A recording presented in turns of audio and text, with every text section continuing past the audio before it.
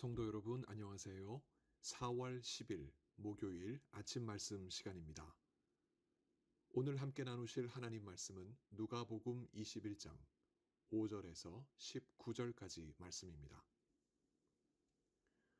어떤 사람들이 성전을 가리켜 그 아름다운 돌과 헌물로 꾸민 것을 말하매 예수께서 이르시되 너희 보는 이것들이 날이 이르면 돌 하나도 돌 위에 남지 않고 다 무너뜨려지리라. 그들이 물어 이르되 선생님이여 그러면 어느 때에 이런 일이 있겠사오며 이런 일이 일어나려 할 때에 무슨 징조가 있사오리이까. 이르시되 미혹을 받지 않도록 주의하라. 많은 사람이 내 이름으로 와서 이르되 내가 그라하며 때가 가까이 왔다 하겠으나 그들을 따르지 말라. 난리와 소요의 소문을 들을 때에 두려워하지 말라. 이 일이 먼저 있어야 하되 끝은 곧 되지 아니하리라.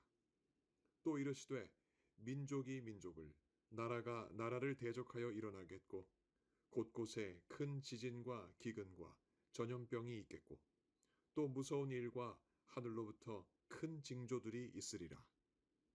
이 모든 일 전에 내 이름으로 말미암아 너희에게 손을 대어 박해하며 회당과 옥에 넘겨주며 임금들과 집권자들 앞에 끌려가려니와 이 일이 도리어 너희에게 증거가 되리라.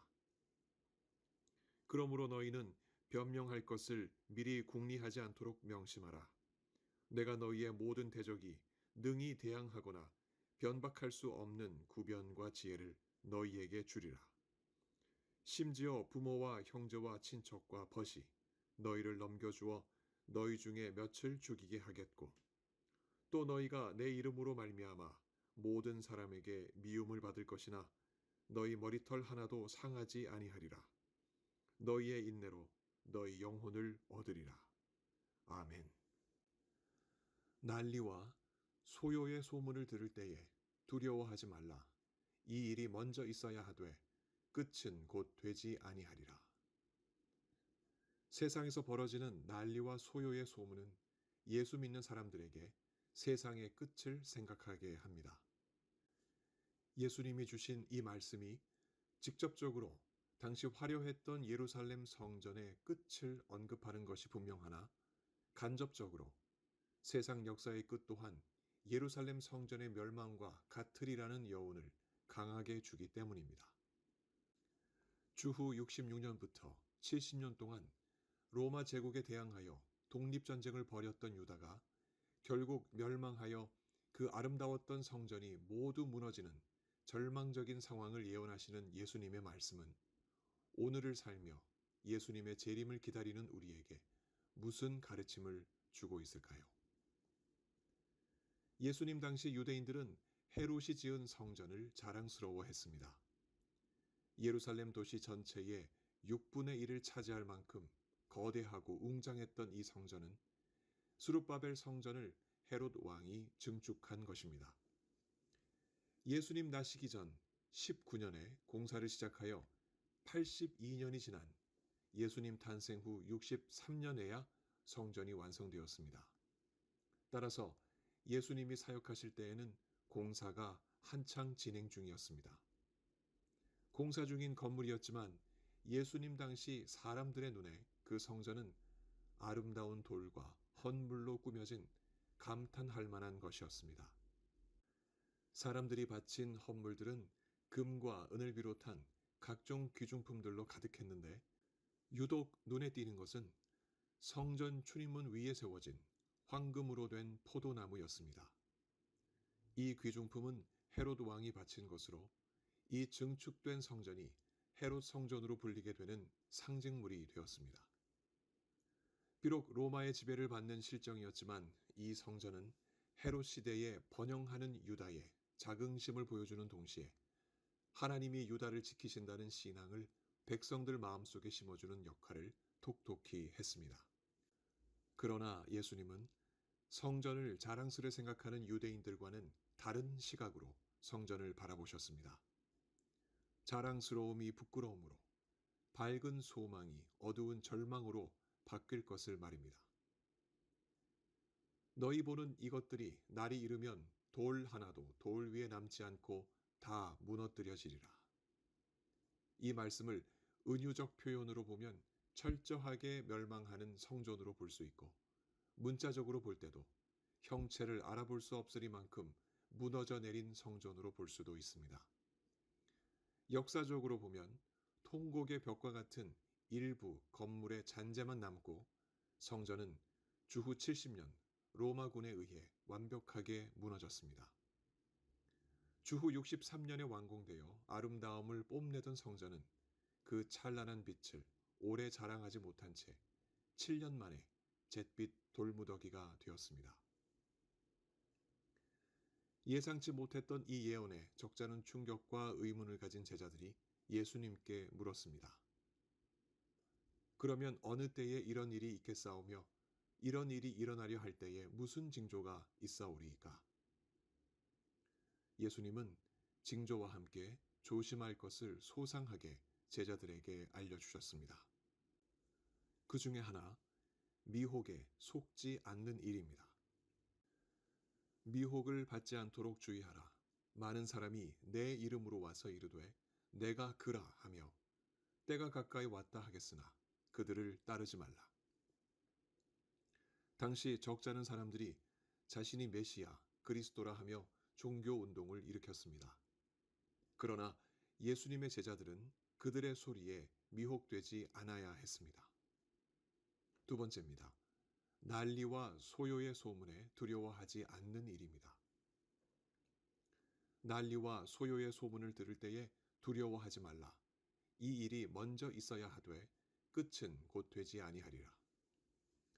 난리와 소요는 끝이 아닌 전조 현상들입니다.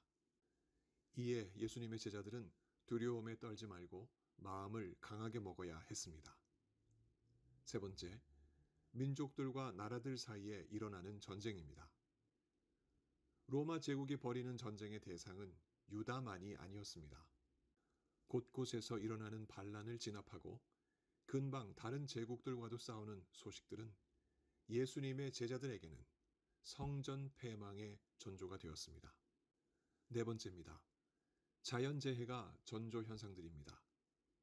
곳곳에 큰 지진과 기근과 전염병이 있겠고 또 무서운 일과 하늘로부터 큰 징조들이 있으리라.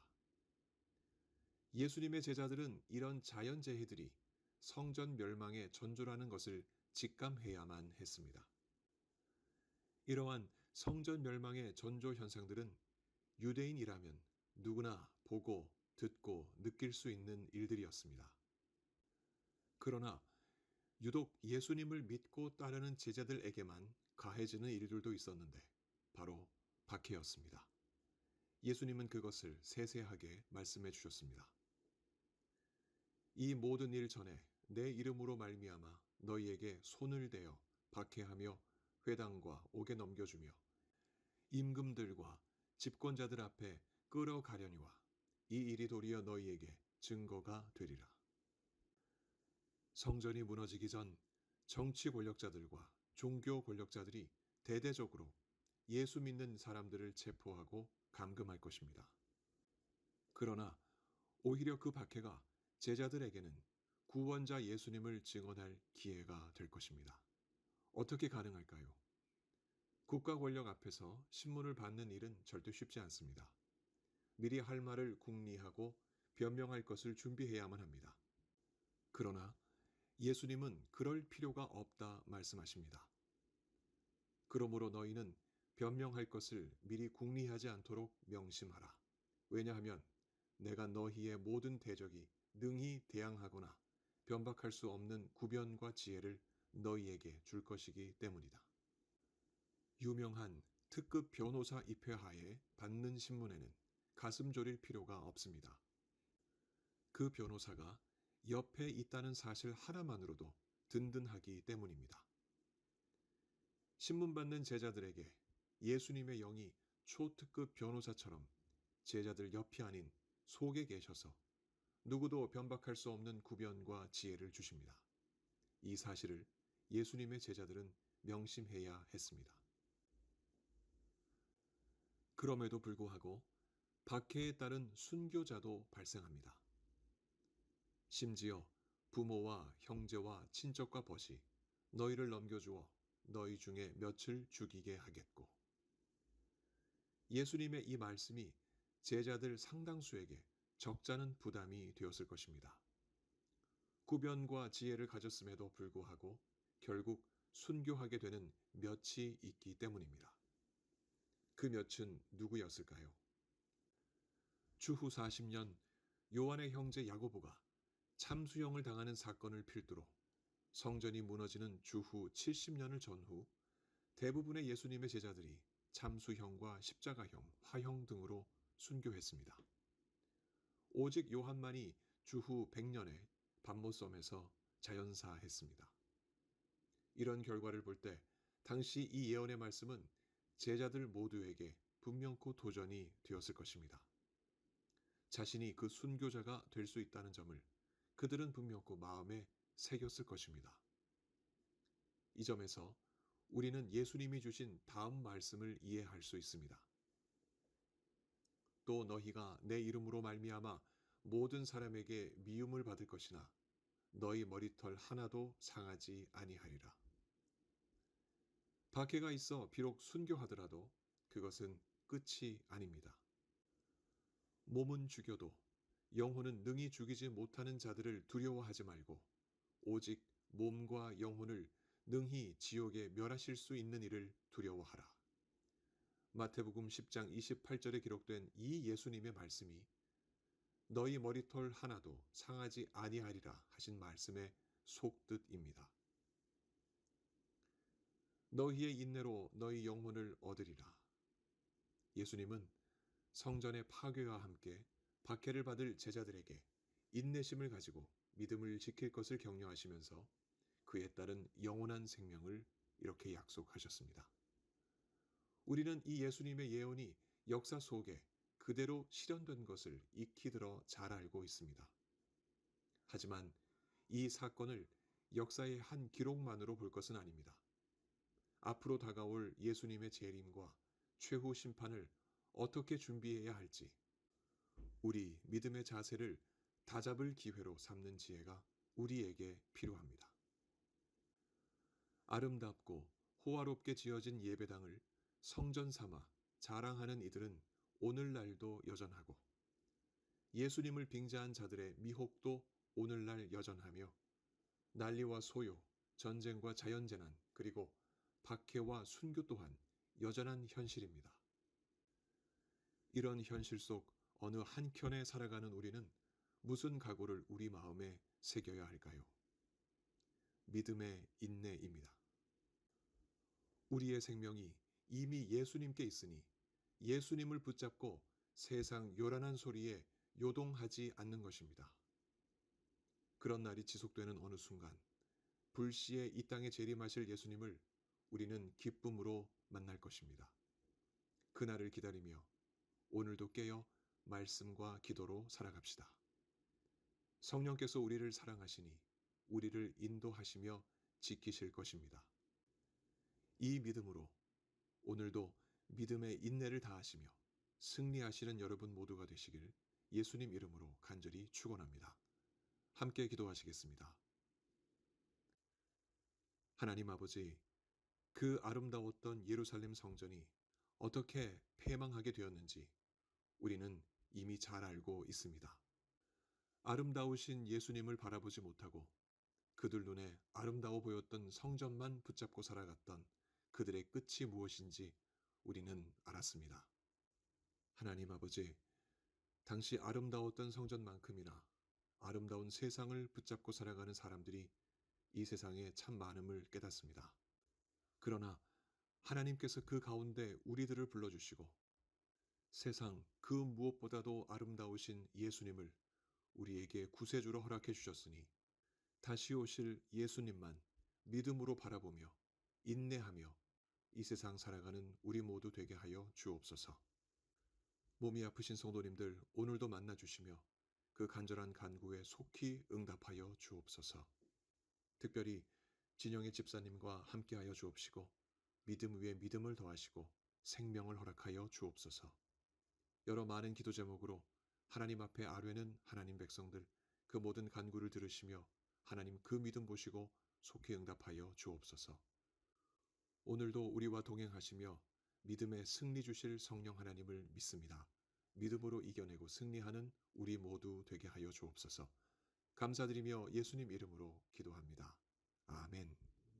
성도 여러분, 오늘 하루도 주님과 동행하시며 믿음의 인내를 이루시는 복된 하루 되시기 바랍니다. 감사합니다.